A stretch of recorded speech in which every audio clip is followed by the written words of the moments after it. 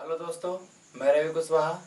इतिहास के इस लेक्चर सीरीज में हम बात करेंगे आज मगध साम्राज्य के पार्ट 2 के बारे में। हमने इसके पिछले में हमने बात किया था कि कैसे मगध साम्राज्य का उत्कर्ष हुआ, और हमने फिर बात किया था मगध वंश के उस पे सबसे जो प्रथम हमारा वंश था विदर्भ वंश, उसके बाद हर्यक वंश, और हर्यक वंश में हमने चर्चा किया था बिंबिसार के बारे में। आज हम चर्चा करेंगे बिंबिसार के बाद उदय हम अजातशत्रु की चर्चा करेंगे। तो हम देखते हैं अजातशत्रु के बारे में।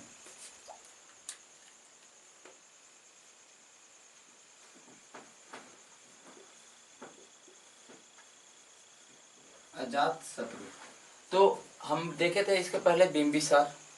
तो बिंबिसार का शासन काल रहा था 544 बीसी से 492 बीसी तक। 52 साल का शासन किया था, और मैंने इसके बारे में पूरी डिटेल से बताया था। इन्होंने 52 साल तक शासन किया। उसके बाद इसका पुत्र अजातशत्रु के द्वारा इसका हत्या कर दिया गया। ठीक है, इसका पुत्र अजातशत्रु द्वारा इसका हत्या कर दिया गया, और उसके बाद गद्दी पर कौन बैठा? तो अजातशत्रु। ठीक है, तो अजातशत्रु समय की बात करेंगे तो 492 से 460, ये 32 साल शासन करता है। ठीक है, ये डेट कहीं कहीं डिफरेंट मिलेगा, इससे कोई परेशान नहीं है होना है। ठीक है, तो हम बिंबिसार की बात करेंगे 52 साल, इसके बाद ये 32 साल तक अजातशत्रु रहता है। ठीक है, तो अजातशत्रु के बारे में हम देखते हैं कि इसके बारे में क्या क्या ये काम किया है। ठीक है, तो देखते हैं अजातशत्रु के बारे में। तो पहला तो अजातशत्रु का अगर हम बात करेंगे उपनाम,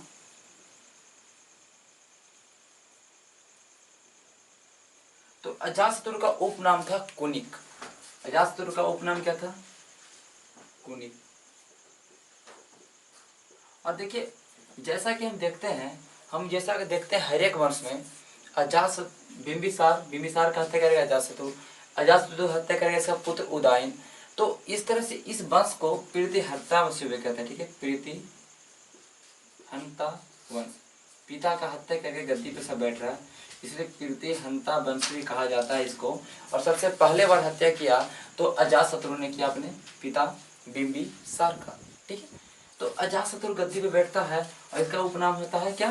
कुनी। देखिए, अजातशत्रु के बारे में बताते हैं कि जब ये गद्दी पे बैठता है, ये गद्दी के बैठने के इसके 8 साल बाद,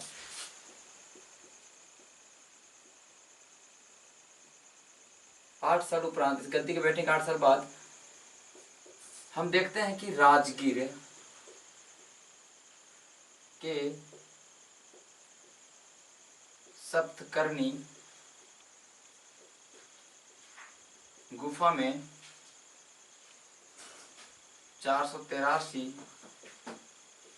बीसी में हमने क्या बताया था कि राजगीर के सप्तकर्णी गुफा में 483 बीसी में बौद्ध धर्म का प्रथम संगीति का आयोजन हुआ था। ठीक है, बौद्ध संगीति का प्रथम बौद्ध संगीति। ठीक है, प्रथम बौद्ध संगीति का आयोजन। ठीक है, तो प्रथम बौद्ध संगीति का आयोजन हुआ। और इसके अगर हम बात करेंगे तो इसमें अगर संरक्षक का पूछेगा, संरक्षक का मतलब किसके शासन काल में, तो किस शासन काल में होगा? हमारा अजातशत्रु। और इसके अध्यक्ष की बात करेंगे तो अध्यक्ष था हमारा महाकश्यप। ठीक है, इसके अध्यक्ष महाकश्यप हुए। और हमारा मैंने इसके लिए ट्रिक बताया था RAM। ठीक है, RAM पहला अगर बात किया जाए तो पहला कहाँ हुआ था? राजगिरी में, अजातशत्रु संरक्षण में। और इसके अध्यक्ष के रूप में कौन थे? तो महाकश्यप प्रथम बौद्ध संगीति। तो ये घटना अजातशत्रु के समय हुई। ठीक है, अब हम इसके बारे में अगर बात करेंगे अजातशत्रु के बारे में, और अगर हम बात करेंगे तो हम आगे बात करेंगे, जिसको हम चलिए इधर लिख देते हैं, कोई दिक्कत नहीं। ठीक है, तो अगर हम बात करेंगे तो जैसा कि हम लोग देख रहे थे कि राजधानी की बात करेंगे तो राजधानी क्या था हमारा मगध का? गिरिव्रज या तो राजगिरी। लेकिन देखिए, इसने सपना देखा, अजातशत्रु ने सोचा कि क्यों ना नदी दुर्ग बनाया जाए। नदी दुर्ग कहने का मतलब जो राजधानी बनाया जाए वो नदी से घिरा हुआ हो कि कोई अटैक ना कर पाए। जैसे कि राजगीर तो 5 पहाड़ी से घिरा हुआ था, लेकिन इसके दिमाग में एक आया चीज कि नदी दुर्ग बनाया जाए। कहने का मतलब कि हम बात करेंगे नदी दुर्ग बनाया जाए, और हमारा अपना जो जो हमारा मगध है वो नदी से घिरा हुआ, ठीक है, जो इसकी राजधानी है नदी से घिरा हुआ, कोई अटैक ना कर पाए। इसने नदी दूर का सपना देखा था, लेकिन हालांकि वो इसने पूरा नहीं कर पाया, क्योंकि इस पे बार बार अवंतियों का अटैक होता था। इस पे बार बार अवंतियों का अटैक होता था। अवंती जो हमारा था महाजनपद, उसका अटैक बार बार होता था और उससे खतरा भी था, ठीक है।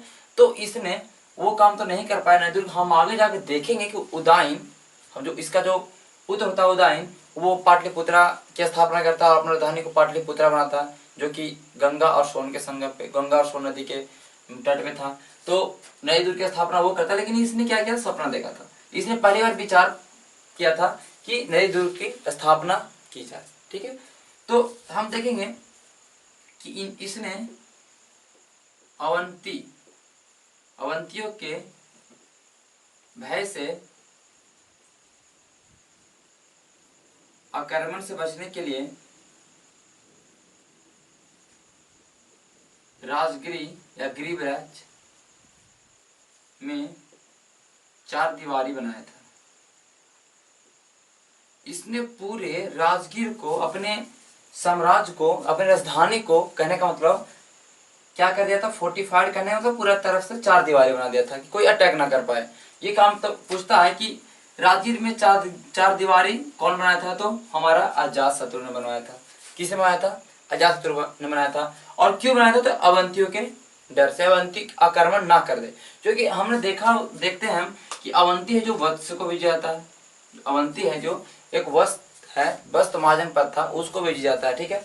तो उससे उसी से कहीं ना कहीं इसको डर था, उसके आक्रमण से बचने के लिए 4 दीवारी की इन्होंने निर्माण करवाया राजगीर के चारों तरफ, ठीक है। ये हुआ। अब आगे हम देखते हैं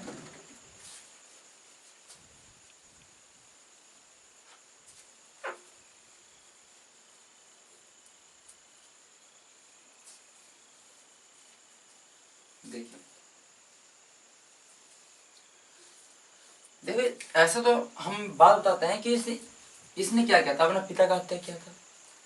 तो जब इस पिता का हत्या करेगा तो इसके जो पिता के साथ जिसका दोस्ती का संबंध था, कुछ और संबंध था, वो तो रिलेशन खराब हो गए। जैसे कि हमने पढ़ा था, क्या हुआ था कि जैसे मगध है, वज्जी, ठीक है, अंग, काशी, कौशल, वत्स, ठीक है। तो हमने देखा था कि सबसे पहले बार हमने देखा था कि अंग को युद्ध से जीता था हमारा बिंबिसार। अंग महाजनपद को अपने मगध में मिला था बिंबिसार। फिर देखे थे कि कौशल नरेश पर संजीत की बहन महाकौशल शादी किया था, तो इसको फिर काशी को क्या हुआ था, काशी भी इसको मिला था, ठीक है, काशी को मिलाया हुआ था। फिर देखे थे बज्जी में, लिच्छवी गणराज में देखे थे कि चेटक की पुत्री चलन्ना, जो चेटक नरेश था उसकी पुत्री चलन्ना शादी किया, तो ये भी इसके पास में कहीं ना कहीं था। लेकिन जब इन्होंने अपने पिता का हत्या किया, बिंबिसार का हत्या किया अजातशत्रु ने, तो काशी इसके कंट्रोल से बाहर हो गया। जब कौशल नरेश को अच्छा नहीं लगा तो इन्होंने काशी को वापस ले लिया, छीन लिया, कहने का मतलब काशी पे इसका कंट्रोल नहीं रहने दिया। तो देखिए काशी पे कंट्रोल नहीं रहने दिया, तो देखिए क्या होता है कि ये जो हमारा अजातशत्रु है इसको भी अच्छा नहीं लगता है, क्योंकि जो पहले से कोई चीज पे राज कर रहा है, कोई चीज के अंदर में है, और उस चीज क्षेत्र को छीन लिया जाएगा तो कोई ना कोई तो गुस्सा होगा। तो अजातशत्रु क्या करता है कि प्रसेनजीत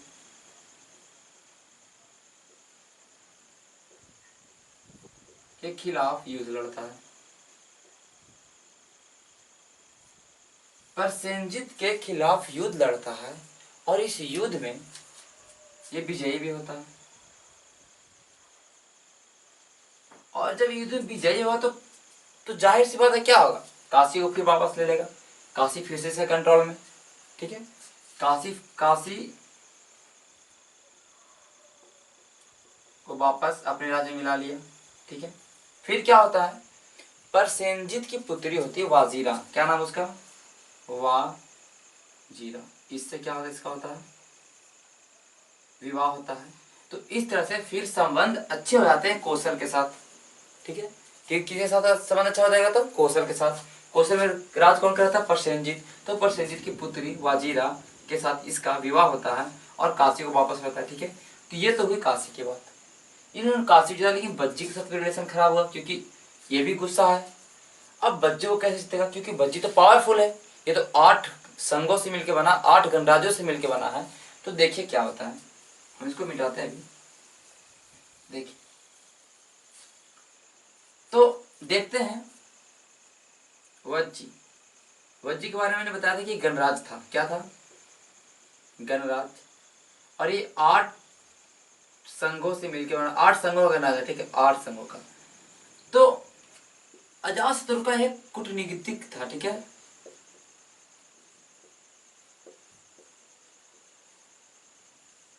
कूटनीतिकार था अजातशत्रु का, उसका नाम था वर्षकार।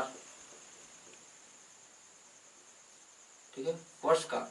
ये बहुत ही प्रमुख भूमिका निभाता है। क्या करता है कि जो वज्जी है, हम वज्जी देख रहे हैं, ये 8 संघों में बटा हुआ, 8 संघों में फूट डलवाता है, 8 संघों को आपस में लड़ा देता है, इससे कि कमजोर होता है। और उसके बाद अजातशत्रु इस युद्ध में वज्जी के साथ युद्ध करके अजातशत्रु वज्जी को जीत लेता है। अब जीतने के पीछे कारण है क्योंकि इसका एक वर्षकार है। इवेंट्स ने क्या किया कि 8 संघों को आपस में लड़ा दिया। फिर क्या किया? फिर क्या हुआ देखिए कि इसके पास जो रथ मुसल और महाशिला कंटक, ये 2 तरह के हथियार थे, रथ मुसल और महाशिला कंटक। रथ मुसल की बात करें तो तोप की तरह, जो आज हम तोप देख रहे हैं, तोप में क्या होता है, गोला डालते हैं, उसका विस्फोट करता था। लेकिन वो क्या था, उसमें पत्थर बड़ा बड़ा डाले और वो फिर जाके अटैक करता था। जैसे कि हमने बाहुबली मूवी देखा तो उसमें आपने बहुत तरह के देखे होंगे औजार, तो उस टाइप के था रथ मुसल। और महाशिला कंटक बड़े बड़े पत्थर को फेंका आता था किसी चीज के थ्रू और वो दरवाजा को तोड़ता था। तो ये सारे मतलब हथियार का यूज करके, नए नए हथियार यूज करके इसने इस युद्ध में विजयी हुआ और बज्जी को भी अपने में मिला लिया, बज्जी को भी अपने आप में मिला लिया। ये अजातशत्रु। ठीक है, और हम देखेंगे अजातशत्रु को देखिए। और इसी युद्ध में एक घटना होता है, मखाली पुत्र गोसाल की मृत्यु। तो ये मखाली पुत्र गोसाल के बारे में मैंने बताया था जब मैंने बौद्ध धर्म पढ़ाया था कि मखाली पुत्र गोसाल आजीवक संप्रदाय के संस्थापक माने जाते हैं। ठीक है, और इसी युद्ध में मखाली पुत्र वज्जी के युद्ध, जो वज्जी के खिलाफ युद्ध हुआ था, इस लड़ाई के दौरान मखाली पुत्र गोसाल की मृत्यु हो जाती है इस युद्ध में। ये भी बहुत एक इंपॉर्टेंट चीज है। ठीक है, ये फैक्ट आप याद रखिएगा। मखाली पुत्र गोसाल हमने बताया एक वर्ष कूटनीतिक। आइए हम देखते हैं उदायन।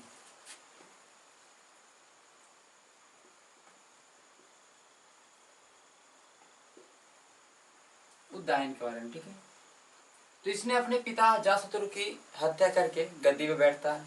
तो उदायन के बारे में ज्यादा कुछ तो नहीं पढ़ना, लेकिन उदायन के बारे में हम देखते हैं कि इसने पाटलिपुत्रा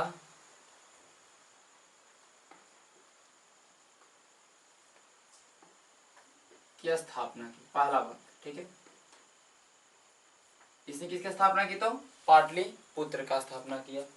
और राजधानी किसको बनाया? तो पाटलिपुत्र को। तो नदी दुर्ग का सपना देखा था किसने? अजातशत्रु ने। पूरा कौन किया? उदयन ने। इसने क्या बनाया? राजधानी बनाया पाटलिपुत्र को, जो कि एक नदी दुर्ग था, गंगा और सोन नदियां थी, और उसकी जगह पे बनाया पाटलिपुत्र स्थान, और इसको बनाया अपना राजधानी। और ये नदी दुर्ग था, यहाँ से अटैक करना बहुत ही मुश्किल था नदी दुर्ग के माध्यम से। ठीक है, तो उदयन के बारे में इतना चीज देखते हैं। और देखते हैं ये जैन और बौद्ध धर्म दोनों के समर्थक थे। जैन प्लस बौद्ध धर्म दोनों के समर्थक थे उदयन। देखिए, उदयन के बारे में तो इतना ही पढ़ना, ज्यादा डिटेल नहीं पढ़ना है। और उदयन के बाद हम देखते हैं, ठीक है, अनिरुद्ध, मुंडक, और अंतिम शासक हुए कौन? नाग दशरथ। तो उदयन के बाद अनिरुद्ध, मुंडक और सबसे अंतिम शासक कौन हुआ? नाग दशक। तो हर्यक वंश का अंतिम शासक पूछा तो क्या हो जाएगा हमारा? नाग दशक। कहीं कि इसका नाम दर्शक ही मिलता है, ये ध्यान रखिए। ठीक है, तो क्या देखिए क्या होता है कि दर्शक जो नाग दशक है इसका अमात्य या कहे तो उपराज्यपाल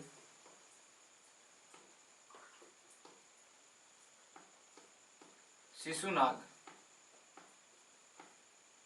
ठीक है, अमात्य उपराज्यपाल शिशुनाग जो बनारस का था, बनारस के अमात्य और चाहे तो उपराज्यपाल बोलिए शिशुनाग ने इसकी हत्या कर दी और मगध पे शिशुनाग वंश की स्थापना की। किस वंश की? तो शिशुनाग वंश की। ठीक है, तो अब हम देखते हैं शिशुनाग वंश। इसमें उतना ही पढ़ना है उदयन के बारे में कि पाटलिपुत्र की स्थापना की, अपनी राजधानी पाटलिपुत्रा बनाया, जैन धर्म और बौद्ध धर्म के समर्थक थे। इसके बाद अनिरुद्ध, मुंडक और नागदशक जो कि सबसे अंतिम शासक हुआ हर्यक वंश का। ये ध्यान रखिए, हर्यक वंश का अंतिम शासक कौन हुआ? तो नागदशक। ठीक है, इसका हत्या किसने किया? तो इसके अमात्य ने, शिशुनाग ने। और शिशुनाग ने क्या स्थापना किया? तो शिशुनाग वंश का। ठीक है, तो अब हम देखेंगे शिशुनाग वंश। ठीक है,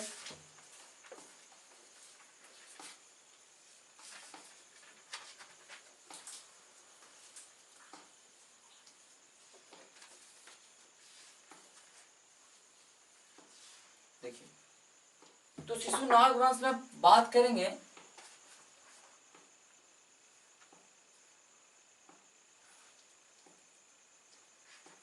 तो पहला बात करेंगे हम शिशुनाग का,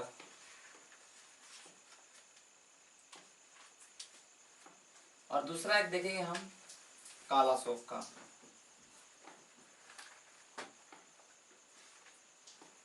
इसी का नाम है काकवर्ण।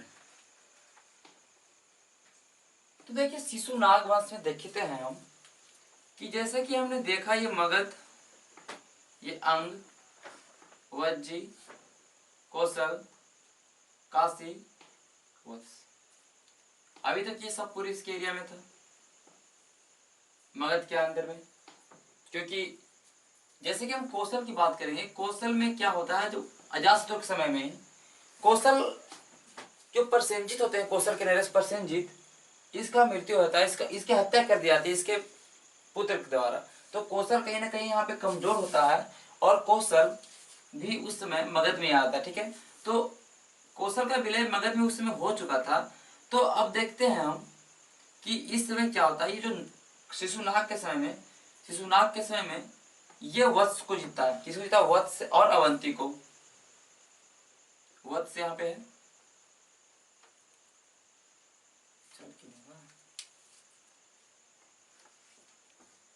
वत्स को और ये अवंती को ये जीत लेता है और इसको मगध में मिला लेता है। अब देखिए जो वत्स और अवंती को जीतने का क्रम में क्या होता है कि इनका सारा ध्यान इधर आता है। तो देखते हैं कि यहाँ पे थोड़ा हलचल होता है। कहने का तो यहाँ पे लोग विरोध में होते हैं। यहाँ पे जो बज्जी हमारा संघ है, बज्जी संघ की बात कर रहे हैं, तो यहाँ पे बज्जी संघ में जो 8 संघ से मिलकर बना होता, तो यहाँ पे विद्रोह होता है क्योंकि सारा ध्यान इसका इधर है। तो इस क्या करता है कि इस विद्रोह को कंट्रोल, नियंत्रण स्थापित करने के लिए, बज्जियों पर नियंत्रण स्थापित करने के लिए इधर के क्षेत्र में ये वैशाली को अपना राजधानी बना लेता है। अपना राजधानी कहाँ स्थानित करता है? स्थानांतरित करता है अपनी राजधानी को वैशाली, पहला बात। ठीक है, इसने अपने राजधानी को वैशाली स्थानांतरित किया शिशुनाग ने। ठीक है, अब हम बात करेंगे कालाशोक के बारे में। इसके बारे में इतना ही है। कालाशोक का काकवर्ण, पहला बात इसके बारे में आपने पहले नाम सुना होगा, तो आपने देखा होगा कि महात्मा बुद्ध की मृत्यु के 100 साल बाद, जैसे कि महात्मा बुद्ध की मृत्यु का वो 483 बीसी में, ठीक है, 483 ईसा पूर्व में। ठीक है, और इस पहला बौद्ध संगीति हुआ था, ये ध्यान आपका है। ठीक है, आप इसमें देखा था इसके अध्यक्षता महाकश्यप ने किया था, अजातशत्रु के समय हुआ था, राजगीर में हुआ था। लेकिन जब हम सेकंड की बात करेंगे तो इसके 100 साल बाद हम बात कर सकते हैं, बोल सकते हैं कि महात्मा बुद्ध की जो मृत्यु है उसके 100 साल बाद सेकंड बौद्ध संगीति हुआ, द्वितीय बौद्ध संगीति हुआ। और द्वितीय बौद्ध संगीति पहला बात तो वैशाली में हुआ, ये ध्यान रखिए। द्वितीय बौद्ध संगीति कहाँ हुआ? तो वैशाली में हुआ। और किसके संरक्षण में हुआ तो कालाशोक, ये ध्यान रखिए।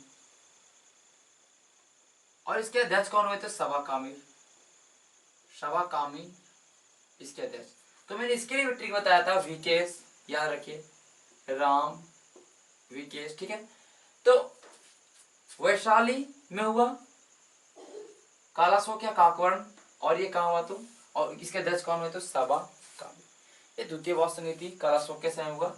और इसने फिर क्या किया, जो वैशाली दो राजधानी था इन्हें से फिर पुनः अपनी राजधानी पाटलिपुत्र बनाया, पुनः अपनी राजधानी को पाटलिपुत्र बनाया, किसने तो कालाशोक ने।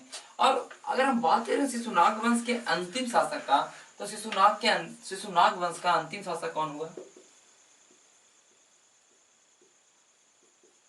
तो शिशुनाग वंश का अंतिम शासक हुआ नंदीवर्धन, ये ध्यान रखिए आप, नंदीवर्धन।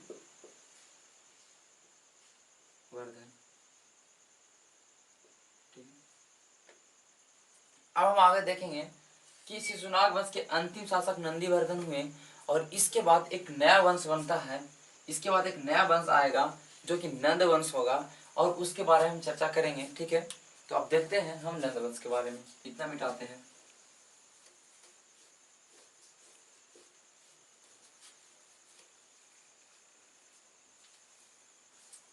देखिए, तो हम देखेंगे अब नंद वंश।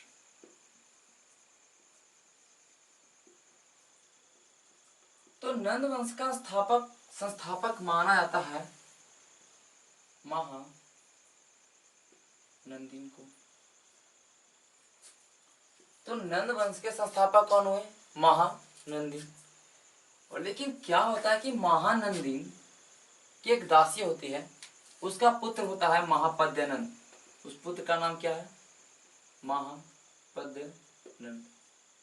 तो महापद्मनंद जो दासी होता है, महानंदीन के दासी के पुत्र होता है महापद्म, महानंदीन की हत्या करके खुद गद्दी बैठता है महापद्मनंद, और ये भारत एक ब्राह्मण होता है।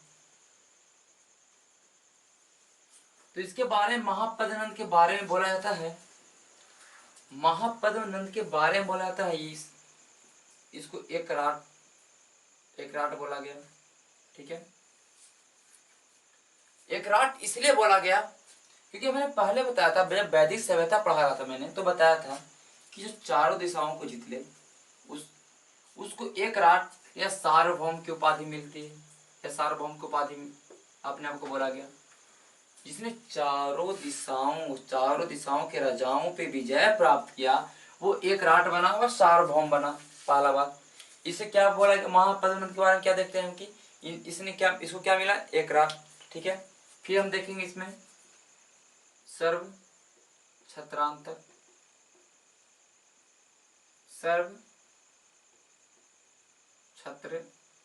छत्री संहारक, भार्गव, ठीक है। तो देखिए, भार्गव कहने का मतलब क्या होगा कि भार्गव तो परशुराम का ही नाम है, भार्गव। तो ये अपने आप को परशुराम का अवतार मानता था, और परशुराम जैसे कि हमने देखा था कि क्षत्रियों से उसको नफरत, क्षत्रियों को हमेशा हत्या करता था, उसी तरह इसने भी, इसको बोला गया सर्व क्षत्रिय संहारक, सारे क्षत्रियों का संहार किया, सारे क्षत्रियों को मारा, सर्व छत्रांग बोला है अपने आप को एक राट ही बोला, ठीक है। भार्गव भी अपने आप को बोला, तो इसके अन्य नाम हुए, ठीक है, महापद्मनंद का ये अन्य नाम हुआ महापद्मनंद का। और हम महापद्मनंद के बारे में देखेंगे, तो इसने कलिंग को जीता। इसने किसको जीता, कलिंग को जीता, इसने कलिंग को जीता। और इसकी चर्चा कहाँ की गई है, तो इसकी चर्चा की गई है, एक अभिलेख है कलिंग नरेश खारवेल हाथी गुम्फा अभिलेख। मैंने पहले बताया कि हाथी गुम्फा अभिलेख किससे रिलेटेड है, तो कलिंग नरेश खारवेल से। पहला बात, कलिंग नरेश खारवेल से संबंधित है हाथी गुम्फा अभिलेख। और हाथी गुम्फा अभिलेख में मिला गया है कि नंद के राजा महापद्मनंद कलिंग को पे विजय प्राप्त करते हैं, और वहां एक नहर का निर्माण करते हैं।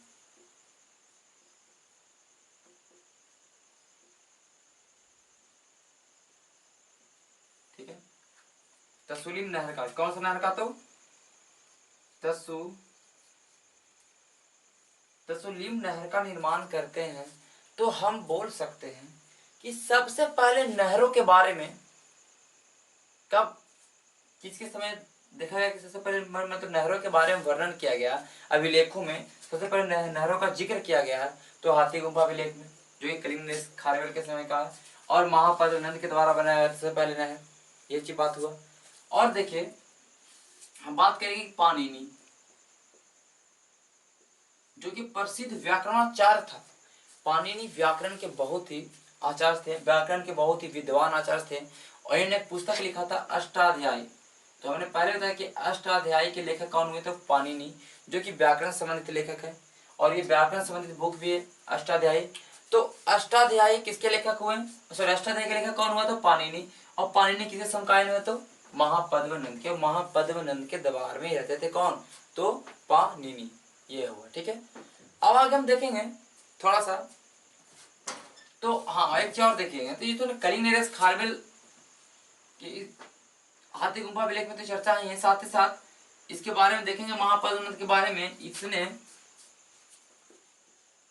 जिनसेन की मूर्ति, एक जैन मूर्ति था, जिनसेन की मूर्ति को ले आया था। ठीक है, इसने जिनसेन की मूर्ति को चुरा लिया था। ठीक है, कौन चुराया था? तो महापद्म नंद। इसलिए बोला था कि जिनसेन की मूर्ति को किसने लाया था? तो महापद्म नंद। फिर आगे जाके जिनसेन की मूर्ति को फिर वापस आ जाता है। ठीक है, तो हम आगे देखेंगे। तो महापद्म नंद ने जिनसेन की मूर्ति को वापस ले लाया। ठीक है, वापस कर लिया वहां से, कलिंग से। तो आगे हम देखेंगे अब इसके बाद नंद वंश में मैंने पढ़ा महापद्म नंद के बारे में। अब हम पढ़ेंगे घनानंद के बारे में। तो नंद वंश के अंतिम शासक हमारे कौन हुए? घनानंद। ठीक है, घनानंद।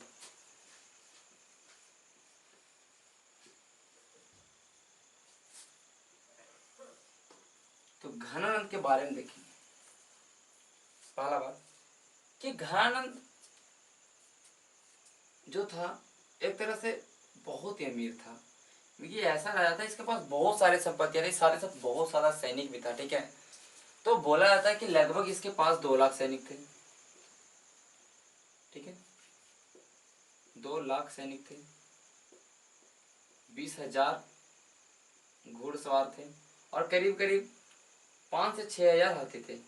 ऐसा बोला था इसके बारे में कि इसके पास इतना बड़ा सैनिक था। सोच लीजिए, 2 लाख पैदल सैनिक, 2,000, 20,000 घुड़सवार, और करीब करीब 6,000 हाथी था। ठीक है, तो ये तो बात की बात है हम, लेकिन फिर भी देखेंगे, लेकिन फिर भी इतना प्रचलित क्यों नहीं हुआ? इतना प्रचलित क्यों नहीं है? क्योंकि ये भोग विलासी करता हुआ शासक था, ये आयोग शासक था, इसको कुछ काम नहीं था, ये बस इसको नृत्य पसंद था, दिन भर नशा करता था। ठीक है, भोग विलासी करने वाला शासक था घनानंद। इसको कुछ भी फिक्र नहीं था कि हमारा जो देश है उसके अंदर क्या होने वाला है, इसके राज्य में क्या होने वाला है, क्या हो रहा है, कौन आक्रमण कर देगा, इसको उससे कोई मतलब नहीं था। लेकिन देखिए क्या होता है कि सिकंदर का आक्रमण इसी समय होगा। देखिए सबसे बड़ी घटना सिकंदर का आक्रमण इसके समय होता है। ठीक है, 325 ईस्वी में सिकंदर का आक्रमण भारत पे, सिकंदर का आक्रमण इसी के घनानंद के समय में होता है, 325 ईसा पूर्व में। तो देखिए एक तक्षशिला से एक आचार्य जाते हैं, तक्षशिला की बात करें, तक्षशिला विश्वविद्यालय से एक आचार्य आते हैं, आचार्य, उनका नाम होता है चाणक्य। तो चाणक्य इसको इनको बताते हैं, घनानंद को बताता है, चाणक्य बताते हैं कि आपके बोलते, वो पहले बताता है कि सिकंदर का आक्रमण हो चुका है, ये बहुत ही बड़ा एक तरह से विश्व विजयी के लिए निकला है, ये विश्व को जीतने के लिए निकला है सिकंदर। सिकंदर जो ईरान का था, हम पढ़ेंगे ईरान में मकदूनिया, इसके बारे में, इसका जो अगला चैप्टर पढ़ेंगे हम इसी के बारे में पढ़ेंगे, तो बात बताएंगे। लेकिन मैं बताता ये यूनान का था, मकदूनिया का था, और ये विश्व विजय के लिए निकला था, इसको पूरा विश्व जीतना था। ठीक है, तो ये भारत की तरफ बढ़ रहा था, जैसे देखेंगे भारत की तरफ बढ़ रहा था, तो इसका तहसीला से आते हैं और बोलते हैं कि मगध पे अटैक होने वाला है सिकंदर का। ये आदमी घानानंद, इसको कोई फिक्र नहीं होता है। इसने तो जो बताया इसका इनकार किया ही, इसको कोई ध्यान नहीं किया। साथ ही साथ चाणक्य जो होते हैं इसका बेइज्जती भी करता है, इसको इंसल्ट करता है दरबार में, इंसल्ट करता है और दरबार से बाहर निकाल देता है। तो चाणक्य के दिमाग में उस समय चाणक्य ने ठानता है कि मैं इसको जब तक इसको गद्दी से नहीं उतारे घनानंद को, जब तक मैं अपना चोटी नहीं बांधूंगा। क्योंकि उस समय वो जो चाणक्य थे उनका जो चोटी था, वो बोले थे कि जब तक मैं घनानंद को वापस गद्दी से उतार नहीं देता हूँ, किसी दूसरे को नहीं बढ़ा देता, मैं अपना चोटी को नहीं बांधूंगा, ये बोलते हैं चाणक्य। और चाणक्य जब रास्ते से गुजर रहे होते हैं तो एक जगह उनको एक बालक मिलता है, ठीक है, वो खेल खेलते रहता है राजा। उस समय का एक खेल होता है, एक राजा करके कुछ नाम है खेल का। तो राजा वाला जैसे कि उस खेल में क्या होता है कि एक राजा है, एक बच्चा राजा बना हुआ था जिसके बारे में बात कर रहे हैं, और इधर साथ में प्रजा होती है, जो भी मतलब बच्चे रहते थे, एक राजा बनता था। साथ में कोई प्रॉब्लम लेके आया तो राजा का काम था निर्णय करना। तो बहुत ही अच्छा निर्णय कर रहा था वो राजा जो बना हुआ था बालक। तो उनको कहीं ना कहीं उस बालक को देख के इनके दिमाग में आता है कि कहीं यही आगे आके सम्राट बनेगा हमारा मगध का। तो ये अपने उस बालक को साथ में ले आते हैं, तक्षशिला में उसको शिक्षा देते हैं, हर तरह का शिक्षा देते हैं अपने संरक्षण में। और वही तरह क्या चंद्रगुप्त मौर्य बनता है। और जब आगे हम देखेंगे तो 321 ईसा में, 321 बीसी में चंद्रगुप्त मौर्य घनानंद की सेना को हरा के गद्दी पे कौन बैठता है, तो चंद्रगुप्त मौर्य, और स्थापना करता है मौर्य वंश का। कौन वंश करता है, तो चंद्रगुप्त मौर्य ने। और देखिए चंद्रगुप्त मौर्य तो स्थापना करता है, साथ ही साथ यहाँ पे बहुत जब प्रॉब्लम चल रहा था, क्योंकि घनानंद था जो ये बहुत ज्यादा अपने जनता पे टैक्स डाल दिया था। तो कर का पूरा बोझ डाल दिया था, करों का बोझ। घनानंद का बस यही काम था, पैसा को जमा करना, अपने धन को जमा करना, ठीक है। बाकी कोई ध्यान नहीं था इसको अपने, क्योंकि इसको जितने भी संपत्ति मिला था वो महापद्मनंद के विरासत के रूप में मिला था। इसको कोई फिक्र नहीं था और शायद जनता पे अपने टैक्स डाल दिया था, करों का बोझ भी था। साथ ही साथ इसी का फायदा उठा के चंद्रगुप्त मौर्य ने 321 बीसी में घनानंद को हरा के मौर्य वंश की स्थापना करता है, ठीक है। हम देखेंगे कि बहुत सारे जैन अनुयायी घनानंद के समय में थे, तो उसकी चर्चा भी थोड़ा कर लेते हैं।